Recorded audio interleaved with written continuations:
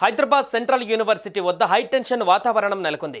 Varsity భూములను చదును చేయడాన్ని ఆపాలంటూ విద్యార్థులు ఆందోళన చేస్తున్న నేపథ్యంలో పోలీసులు భద్రతను పెంచారు. యూనివర్సిటీలోని 400 ఎకరాలను బుల్డోజర్లతో చదును చేసేందుకు యత్నించడంతో విద్యార్థి సంఘాలు, యూనివర్సిటీ సిబ్బంది భగ్గుమన్నాయి. హెచ్సియుకు సంబంధించి 400 ఎకరాల భూముల వేలంలో భాగంగా చదును చేసేందుకు 20 జేసీబీలతో చెట్లను తొలగిస్తూ స్థలాన్ని సమాంతరంగా చేస్తుండడం పట్ల విద్యార్థులు క్యాంపస్ ముందు నిరసనతో హోరెత్తించారు. ప్రభుత్వ తీరు పట్ల విద్యార్థులు మండిపడ్డారు. క్యాంపస్లో ఉన్న స్థలాన్ని స్వాధీనం చేసుకునేందుకు ప్రభుత్వం తీరు పట్ల వారు ఆగ్రహాన్ని వ్యక్తం చేశారు. పచ్చటి వాతావరణంతో ఉన్న క్యాంపస్ను చెట్లు తొలగించి క్యాంపస్ స్థలాన్ని అమ్మేసేందుకు కుట్ర చేస్తున్నారని ఆందోళన చేపట్టారు.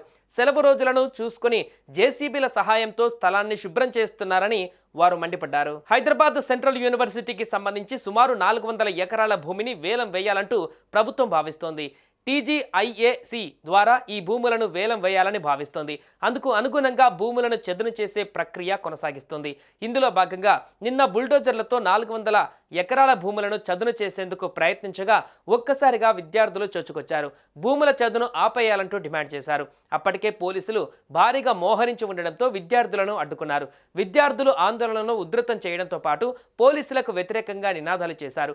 అయితే 400 ఎకరాలు యూనివర్సిటీకి చెందిన భూమి కాదని, అందుకనే వేలం వేస్తున్నట్లుగా ఓవైపు ప్రభుత్వం చెబుతుండగా ఇదంతా యూనివర్సిటీకి చెందిన భూమే అంటూ విద్యార్థులు చెబుతున్నారు.